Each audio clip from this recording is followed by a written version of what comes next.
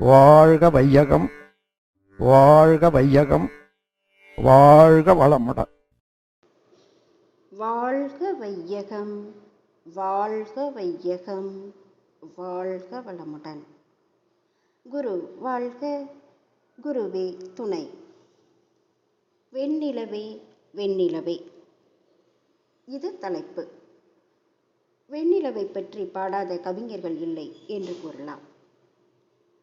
நாம் வாழும் இந்த பூமிக்கு ஒரு நிலவுதானே, பிறகு ஏன் வெண்ணிலவே வெண்ணிலவே என 2 முறை சொல்ல வேண்டும்? அதாவது விண்ணில் உலாவும் நிலவோ விஞ்ஞான நிலவு. நாம் சிந்திக்க இருக்கின்ற வெண்ணிலவே வெண்ணிலவே என்பது 2 மெய்ஞான நிலவுகள் பற்றியது. அவற்றில் ஒரு நிலவு வேதாத்ரி மகரிஷி, மற்றொன்று வடலூர் ராமலிங்க வள்ளலார். தன்னை அறிந்த இன்பம் உற வெண்ணிலாவே, ஒரு தந்திரம் நீ சொல்ல வேண்டும் வெண்ணிலாவே என வள்ளலார் பாடுகிறார். இன்ப ஊற்றாய் நிறைந்த இறைவா, எங்கும் இன்ப ஊற்றாய் பெருகும் இறைவா என வேதாத்ரி மகரிஷியும் பாடுகிறார். ஏனெனில் தன்னை அறிதலே இன்பம். தாம் பெற்ற இவ்வின்பத்தை அனைவரும் பெற வேண்டும் என பாடுகிறார்கள் இருவரும். அதற்காகவே பாடும் பட்டிருக்கிறார்கள். தன்னை அறிதல் என்பது சுய சோதனை. ஒவ்வொரு மனிதனும் தன்னை அறிந்து கொண்டால்தான் அன்பு ஓங்கும், சமாதானம் நிலைக்கும். நான் வேறல்ல, தெய்வநிலை வேறல்ல. தெய்வநிலையின் ஒரு பிரிவுதான் நானும் நீயும் யாவரும்.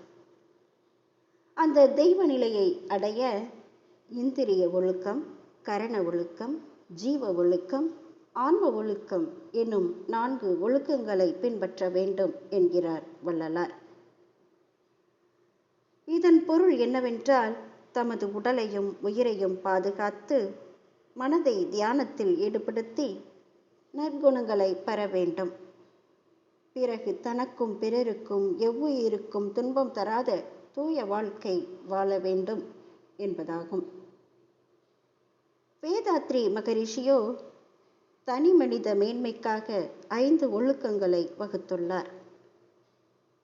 தனது உடல் உழைப்பை கொண்டே வாழ்வது, பிறருடைய உடலுக்கும் மனதுக்கும் துன்பம் தராமல் இருப்பது, உணவுக்காக பிற உயிரை கொல்லாமல் இருப்பது,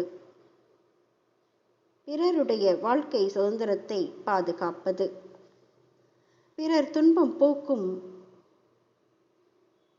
தூய நெறிகளை மேற்கொள்வது. அருட்பெரும் ஜோதி என்ற மந்திரம் இறைநிலையை உணர வேண்டும் என்பதற்காக வள்ளலார் தந்தது. இறை உணர்வு பெற்றவருக்கே அறிவே ஜோதியாக இருக்கிறது, ஒளியாக இருக்கிறது என்ற உண்மை விளங்கும். இந்த உண்மை விளக்கம் பெற்றவரே எவ்வுயிரையும் துன்புறுத்தாது தன்னுயிர் போல் கருதி நன்மை செய்து வாழ்வார். இதனையே தனிப்பெரும் கருணை என்கிறோம். பிற மனிதர்கள் படும் துன்பம் கண்டு இரக்கம் ஏற்படுகிறது. அதே இரக்கம் பிற ஜீவராசிகளிடமும் உண்டானால் அதுவே ஆன்ம உரிமை எனப்படும். அதனால்தான் வள்ளலார் வாடிய பயிரை கண்ட போதெல்லாம் வாடினேன் என்று பாடியதோடு அல்லாமல், அனைத்துயிர்களும் ஒன்றென கருதி அவ்வுயிர்களின் துன்பம் போக்கி வாழ வேண்டும் என்று கூறுகிறார். இதனையே ஜீவகாருண்யம் என்றும் கூறுகிறார். ஆன்மாக்களிடம் தயவு கொள்வதையே, அதாவது கருணை கொள்வதையே இது குறிக்கிறது. ஜீவகாருண்ய ஒழுக்கமே சன்மார்க்கமாகும். இதனையே வேதாத்ரி மகரிஷி அறிந்தது சிவம், மலர்ந்தது அன்பு என்று பாடுகிறார். அதாவது ஒன்றே பலவாக மலர்ந்தது. அவ்வாறு மலர்ச்சி பெற்ற பேராற்றலே இன்ப ஊற்றாய் நிறைந்திருக்கும் இறைநிலையாகும். எவ்வுயிருக்கும் துன்பம் தராமலும் துன்பப்படும் உயிர்களுக்கு உதவுவதும் மாமனித நிலையாகும் என்கிறார். கடைவிரித்தேன் கொள்வாரில்லை என்னும் வள்ளலாரின் கூற்றுக்கு மகரிஷி இவ்வாறு விளக்கம் தருகிறார். பிரபஞ்சம் பஞ்சபூதங்களால் ஆனது. பஞ்சபூதங்களான நிலம், நீர், நெருப்பு, காற்று, விண் ஆகியவற்றில் விண் என்பதை உணர்ந்தால் நுண்ணிய பொருட்கள் அனைத்திற்கும் மூலம் விண் என்பதை அறியலாம். எந்த பொருளையும் பிரித்து கொண்டே போனால் கடைசியில் விண்ணில்தான் முடியும். அந்த அளவு நுண்ணிய பொருள் எதுவோ அதுதான் விண். விண் என்பது செயற்கை நிலையில் காற்றாக, வெப்பமாக, நீராக, நிலமாக உறைந்துள்ளது. பஞ்சபூதங்களுக்கு முன்னிலையும் கடைநிலையும் பரம்பொருளே ஆகும். மெய்ப்பொருளே இறைநிலை. இதுவே முழுமை எனப்படும் அருட்பெரும் ஜோதி.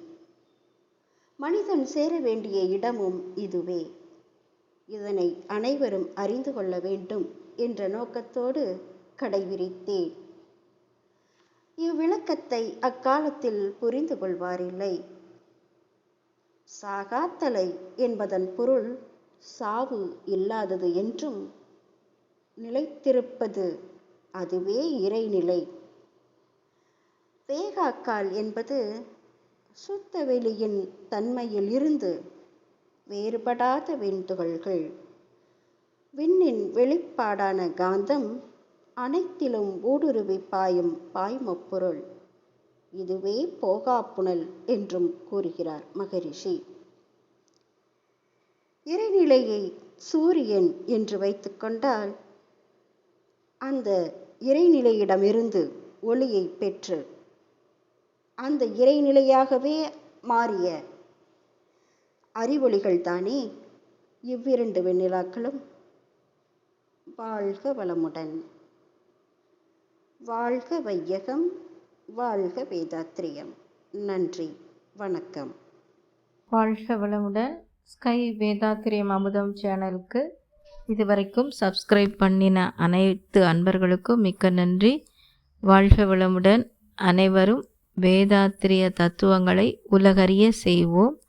இந்த சேனலை உங்கள் அன்பர்கள் அனைவருக்கும் ஷேர் செய்து பயன்பெறுங்கள். நன்றி. வாழ்க வளமுடன்.